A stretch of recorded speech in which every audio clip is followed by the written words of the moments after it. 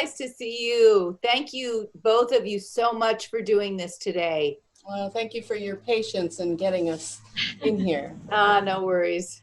So you and Karen have met, I'm assuming? We Yes, did some briefly. very quick introductions while we figured this out. I'll let you two do just a brief introduction because I'm not exactly familiar with your titles and what you do, so I'll let you two start with that. Hi, my name is Karen Lovato. I am an acting senior program manager with Behavioral Health and Recovery Services, and I've worked with the county in mental health since 2001. So I've been serving in Mendocino County for some time now. My name is Robin Meloche. I act as the outreach education and training provider and do a little bit of advocacy on the side. I've been here with the county since 2012, although I've worked in the field since the early 1990s. Okay, thank you.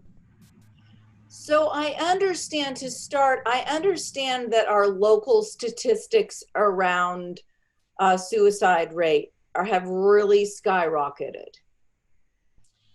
We have had an increase this year. Mendocino County normally sees an average of about 20 suicides a year. This year, we reached that number in July of verifiable suicides. Okay, about halfway through the year. Yeah. So once the coroner's office finishes their end of the year reports and such, we'll have verified numbers. Okay.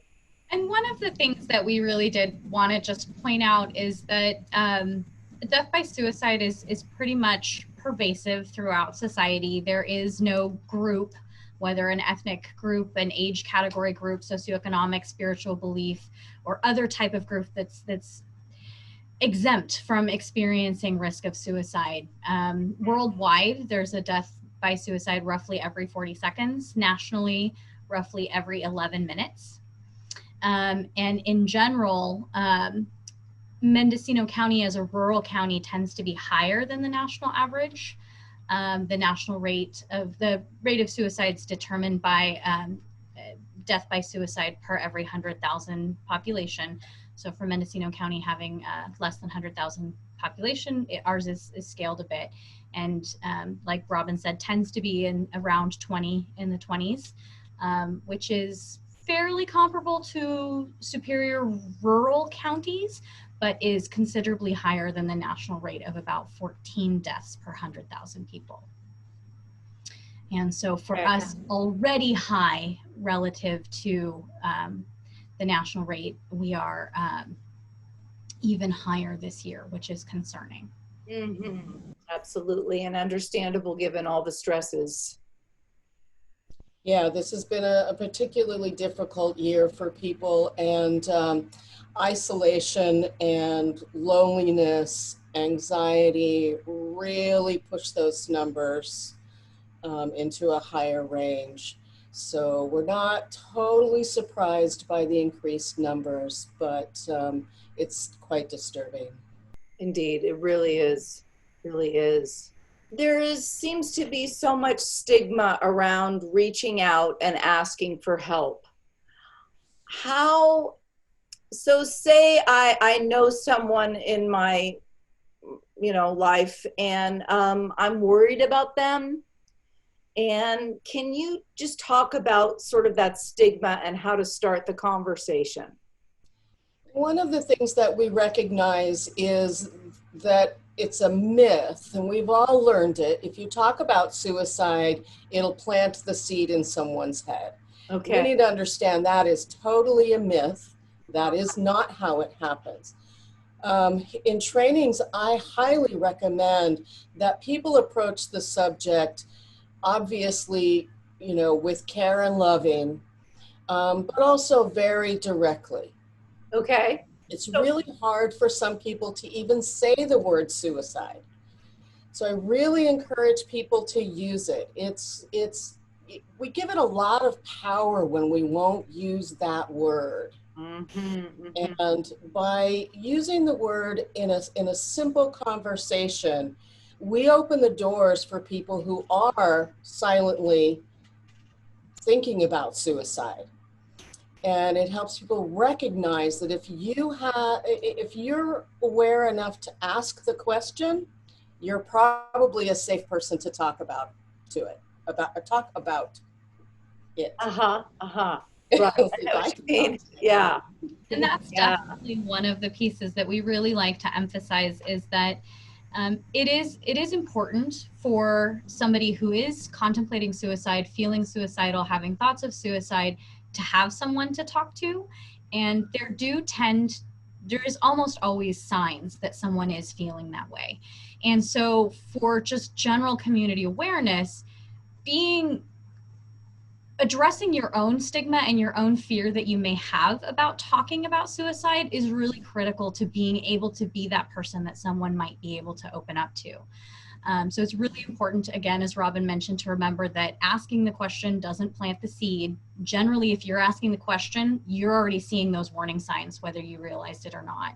And so feeling comfortable actually using the word suicide and not talking around it with euphemisms or other things, being more direct, opens up that relief, opens up that door for the person who is feeling that way to say, yes, you recognize and yeah, do that, as opposed to talking around it where there might be just some implied, you can't say the word, so I can't say the word, or you're afraid, you might be afraid of hearing what the answer may be. Yes, I am feeling suicidal. What do I do? How can you help me? And not knowing what to do with that. So for, the general community who's not sure, being comfortable with exploring that for yourself. What would I do if someone said that? How would I say it? Practicing saying, are you feeling suicidal? I'm worried about you. And then making sure that you do have a thought of, what are the resources I might need to look into if somebody says, yes, help me, I need help, so that you can help them take the next step. And you don't have to be an expert to ask the question. You absolutely do not need to be an expert to ask the question and to help someone connect with help. Anyone can do that. It's really about addressing that fear and that stigma that you may have, so that when you ask the question or have someone share this with you, that it is an open door to have that conversation and make that connection to help. Okay. We can go over some of sort of the warning signs and the risks to look out for. We have to acknowledge that nearly every human being on the planet is affected by suicide in one way or another. For every death, we are looking at probably a minimum of 6 other people who are affected by that individual's suicide.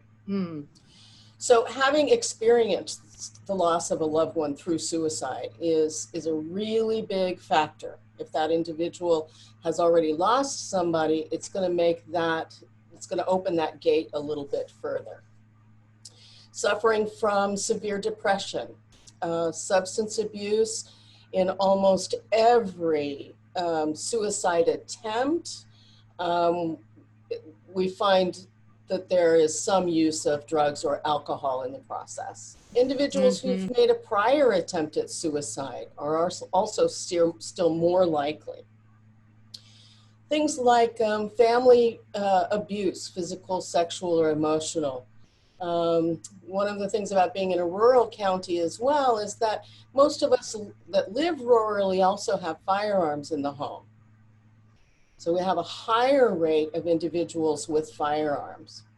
Or any access to lethal means. Firearms tend to be the most lethal means, but if someone who is showing general risk factors or increased risk factors, access to lethal means is definitely something you want to take a look at. Whether that, firearms being the most directly lethal, but also stockpiles of medications or just general medications in the household, certainly sharps and things like that. But those are definitely kinds of access to those things are a higher risk factor. Okay. We have individuals who have been incarcerated or are returning to the community from prison. Our veterans as well are at a higher risk. as they return to the community and are trying to find their place in the world where they're going to fit in after doing service tours. The shelter in place, we can acknowledge isolation being a huge factor in the increase of deaths, homelessness, loss of incomes, illnesses or losses of loved ones, of course, family conflict and abuse, increased use of drugs and alcohol, and anxiety about the future. Because, you know, it's really easy when you're sitting home alone having these feelings for these things to fester without anyone to talk to. Right, right. Yeah. Yeah. So the kind of warning signs that we really suggest keeping an eye out for because of these risk factors in particular, certainly someone talking directly about death or suicide, certainly any, you know, awareness that you have that someone might be looking up how to end one's life, searching for lethal means, doing searches for around suicide. But especially, as Robin mentioned, because of the isolation or the loss or history of knowing individuals who've died by suicide, individuals who are feeling very hopeless, trapped, feeling like they're a burden might be at higher risk, talking about using those kinds of languages around how they're feeling. Increased or unusual reckless behaviors. It could include the increased suicide or the increased substance use that Robin mentioned, but it could also be unusual or increased angry outbursts. People deal with their overwhelm in different ways, and so substance use might be used as a coping method to drown or escape from the overwhelm. Lashing out might be another way, isolating more significantly, or not engaging in things that the person would normally engage in or would normally enjoy. Those are all increased risk factors and warning signs to start, you know, to maybe contemplate having that question. I've noticed this change. Are you feeling suicidal? I really like the way that Karen, excuse me, that Karen put that. One of the simplest ways to approach somebody who you think may be thinking about suicide is exactly that. I see that you're not enjoying your activities lately, and I'm wondering if you're thinking about suicide. So pointing out the behavior you see and then asking very directly, are you thinking about it? Yes. Okay. And stating that you're worried about that. Yeah. Yes. Yeah. Often somebody who has reached the point where they are feeling like taking their own life or ending their life, they feel that isolation even more than whatever we may be able to observe. They feel like they may feel like no one understands them, that they're alone, that they may feel like no one cares about them. They're feeling all of that just even bigger than we might be able to see. And so having that acknowledgement that I do care about you, I am worried about you, I do want to make sure that you get help if you need it, even if I might not be the right person to provide it. Expressing that and making sure that they hear that is really important, because the overwhelm of whatever it is that's leading to thoughts of suicide is really preventing them from seeing and feeling those things. One of the things that we didn't talk about extensively related to stigma is that suicide is really about feeling hopeless and helpless and overwhelmed. It isn't specifically around having a mental illness. People often assume if you contemplate suicide, you must have a mental illness. That is not necessarily the case. It's pervasive throughout all of those various different groupings because it can happen to anyone. And it does not require that you have a chronic mental health issue or a chronic substance use issue or a chronic anything else.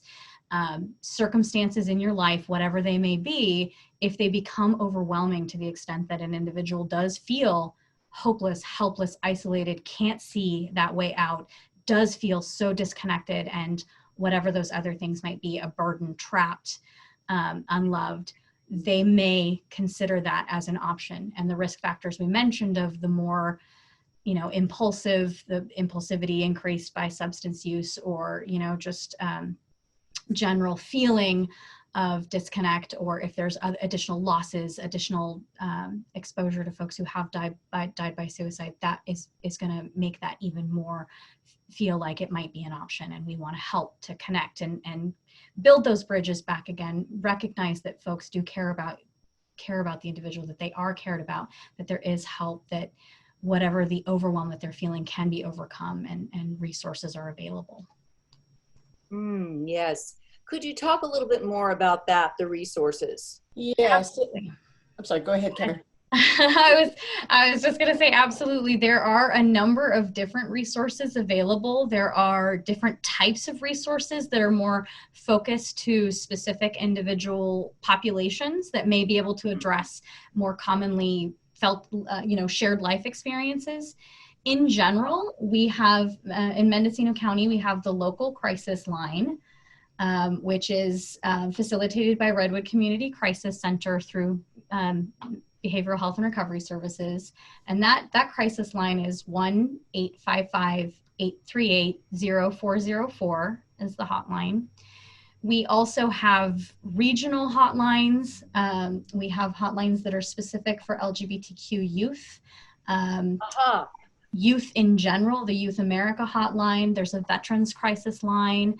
There's a texting hotline for folks who just really struggle to voice what they have to say, and they want that additional anonymity of being able to text.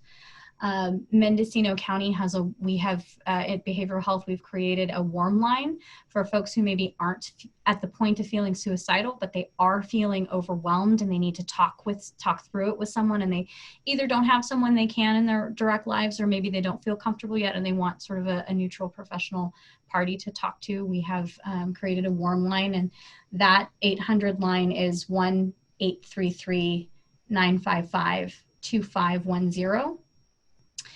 Or the local number is 707-472-2311. And our warm line is available Monday through Saturday. And it's, so that's available from 7:30 to 6 for folks who just want to talk. We can give the additional numbers if that would be useful here for the more targeted hotlines. Actually, if you want to give me a sheet or a PDF, after, then I can post it online. It might be easier just to have it in one place for folks. Absolutely. Yeah, there are a number of hotlines, and we do try to tailor the various groups that provide the suicide prevention support, try to tailor them for, like-minded folks, because sometimes it is easier if you're a veteran to talk to another veteran, Sure. if you're a youth to talk to another youth. And in addition to the hotlines, we have training resources. Robin provides a number of suicide prevention trainings. They've been a little harder with COVID since a lot of them are in-person gathering, but we're working on adapting them for online venues, and those will be coming soon. We also have, there are a number of statewide websites, such as Know the Signs, which is Know the Signs of Suicide, and really talks you through those 3 steps of, know the signs to look for, know how to ask the question, and then connect to the appropriate resources. There's also Each Mind Matters resources that are really just broader mental health, wellness, and resiliency support resources and other things of that nature. And then behavioral health, again, because of just the extra impact, the extra isolation, the additional losses that folks are experiencing, we have added support groups that are available through Zoom that are about a variety of resources, and we will add that to your resource list. Most of them can be accessed through either our Mendocino County Behavioral Health website or our Mendocino County Behavioral Health. We have a Facebook page, we have a Twitter, and we have one other social media account. And I'm just completely blanking on that right now. I'm sorry. It's all right. But we'll get those to you to add to the resource page. Yeah, do you folks, do you feel like the resources are utilized enough? Enough is a really hard question to answer. They are utilized. They are utilized. We absolutely get the ones that we facilitate. We monitor to see how frequently they're being utilized, whether we need to add or change staffing or frequency. Enough is a really hard question. The deaths by suicide have gone up, and it is very concerning. And we know that there are deaths that are not attributed to suicide because it is inconclusive, or there may have been no known signs leading to the fact that the death was by suicide, and so it's attributed to another cause. So it's very concerning. So utilized enough, as long as we have deaths by suicide, it'll never be enough. We should always have more, but they are being utilized. They are being utilized. Okay, good. Can you give us a kind of a real life example of a client, of course, anonymously, who, was in that overwhelmed, isolated place and who sought the help, or someone approached them and turned it around? I think it's really difficult to do that, especially in such a small community. I will say that, we do share in our various public stakeholder meetings a lot of our data and statistics on folks we serve, and individuals who are feeling suicidal seek help through the hotlines. They call the crisis line. They may call the access line and be transferred to a crisis worker. They may call the North Bay Suicide Prevention number, which is one of the regional numbers, and get transferred to crisis help. They may call 911, and law enforcement needs to respond and support them in getting to the emergency room for that assessment. They may walk right into the emergency room. An individual may ask a friend, contact a friend.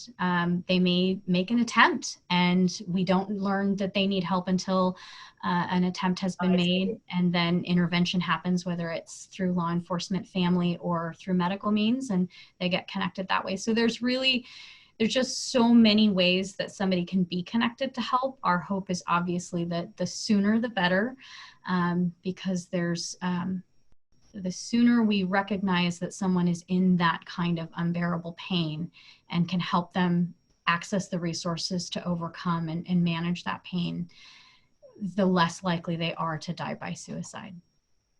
And so we really want the accessing of those resources sooner, but we have examples of folks accessing resources through all of those means. And through going through family and being helped by family, even not necessarily coming through the formal supports as well. Going through maybe a family support network like National Alliance for Mental Illness. That's on the... I see that. Yeah. Yeah. Our campaign with NAMI behind me. So Robin, right now, what kind of outreach and education are you doing? Well, we're very, very limited due to the COVID, of course. Right.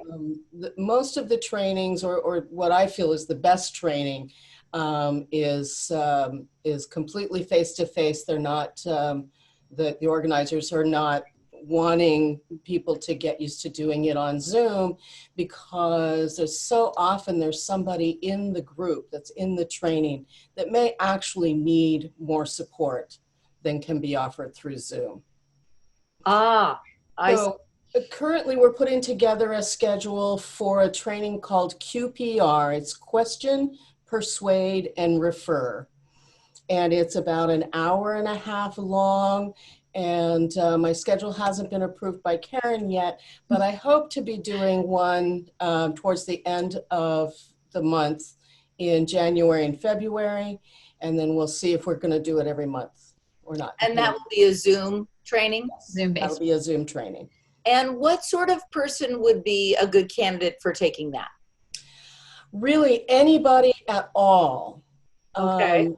Obviously anyone who has any concerns about a loved one or a coworker or someone that they know. Mm-hmm. This is not a training that's meant for professionals. It's meant for all of us. Okay. Community-based training, yeah. It's really a community public-based training. Most of the trainings that Robin does, the two others that she mentioned that really do, they're evidence-based practices that are geared towards being in person, which is why they're difficult right now. But most of those are really designed for anyone. somebody who is trained in mental health interventions or crisis response, they're going to be a lower level than that. These are trainings about identifying what the risk factors are, developing comfort with asking the question, identifying what your own fear and stigma might be around asking the question, which is why those in-person evidence-based practices are more easily done in person, because of really having those potentially triggering conversations.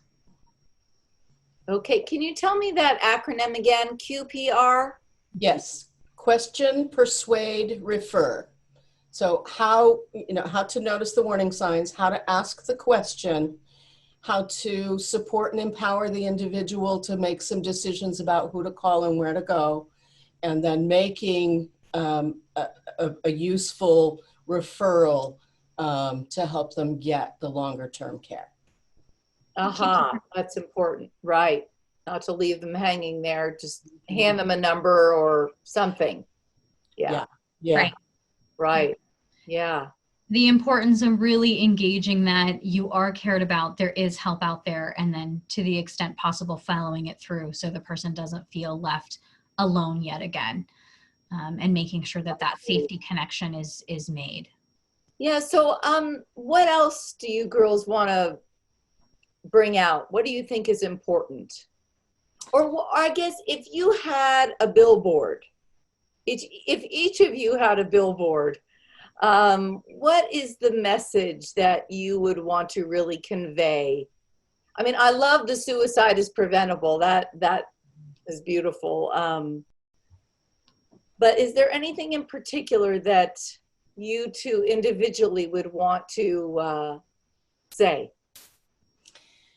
For myself, I think one of the important things is that when someone becomes aware that there is suffering, that you can't put it down to, oh, it's attention getting, or manipulation, or any of the things that might come up when somebody repeatedly talks about suicide. Okay. Always take suicide completely seriously. Yeah, not dismissing. Take it seriously. Yes, don't dismiss it. We see all kinds of stories where parents have felt, for instance, that their youngster is just manipulating them to get what they want. I see. And okay. It's a very serious warning sign. And even if somebody has thought about it over and over and never acted on it, that doesn't mean that they can't be triggered by something new. So really being aware and being ready and willing and able to step up and ask the hard question. Mm-hmm. Mm-hmm. And I think that would be where I would go with, ironically, we do have a billboard that is around asking the question and knowing the signs of suicide so that you can ask the question. But I think that would really be my primary message, is that almost 100% someone who has thought of suicide. Mm. So recognizing that this is part of human behavior, that it is very likely someone you know and love, and we always want to be able to help the folks we love. So finding a way to overcome the fear, stigma, shame, whatever may be attached to having a conversation about suicide, having a conversation about mental wellness, safety, being able to really take a look and overcome what might prevent me from asking the question when I need to, because addressing that before something tragic happens is so much more important than letting the opportunity go because of fear, shame, stigma, uncertainty.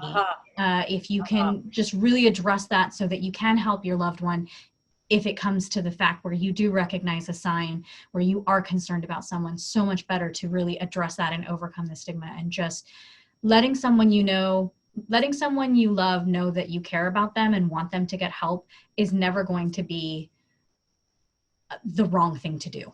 Mm-hmm. So you're saying address that discomfort in ourselves in order to be able to start the conversation. Mm-hmm. Yes. Yes. Really important.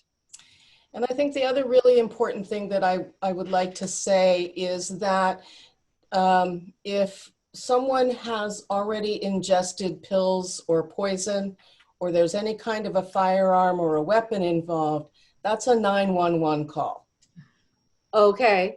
That's not the time necessary. That's not the time to sit down and try to have this loving communication, I see. because it's Right. already too high risk. It's time Safety, for safety first. safety first. Right, right. Yeah, when it's at that point. If an attempt has been made, a more immediate intervention is necessary. Okay, yeah. Well, just the whole idea that suicide is preventable is just, to me, is just so important, because it doesn't have to be this bad. You know, the rates don't have to be this bad. We all have the ability to reach out to whoever it is in our lives. It doesn't have to be a professional. It can be, you know, your mother or your cousin or your neighbor, or Yep. so to empower all of us to know that we can make a difference is really important. Absolutely. So I love that suicide is preventable. It's really true. Yeah. It really It is. It is. It is preventable, and it is the 10th leading cause of death. I think that's in the United States, and so that is just terrifying. And many of the Sure leading is. causes of death are preventable, and this is one we don't talk about as much as some of the other preventable causes of death. So, It's true, we don't talk about it, and like you said, there's discomfort for whatever reason. So thank you for bringing out that point. thank you for giving us an opportunity to talk about it and to share some of the information. Some of the other outreaches that we have done in the past, and that we will continue to do, whether that's virtually or in person, depending on what the pandemic allows us to do, Right. is safety first again. But we do, Robin offers a week of suicide prevention education activities during Suicide Prevention Week, which is the first week of, usually falls the week around the 10th of September. And then we also do various outreach and education activities in May around raising awareness to mental health as a whole, and mental health and well-being as a whole. And then, of course, the support groups and the warm line that we're offering are just ongoing. The schedules are available for the different topics and things like that are available virtually, so that folks can reduce that isolation, can make human connections, even with all of the uncertainty that exists in the world right now. Well, you really offer a lot of resources, so that's really reassuring to hear that. Yeah. Yeah, we'll make sure that you get a comprehensive list of those resources. And if there's any other materials that you're interested in, you can let me know, and I can make sure they get to you. Thank you, Robin. Thank you, Karen. Thank you, both of you, for taking time out of your busy lives. Thank you for your interest in sharing this difficult subject. Well, I like the fact that we're talking about it. We all need to talk about it. About it. Yeah. So just opening up the subject is a good thing. It is. Thank you both so much. Very welcome. welcome. Suzanne. Right. Good night. Good night.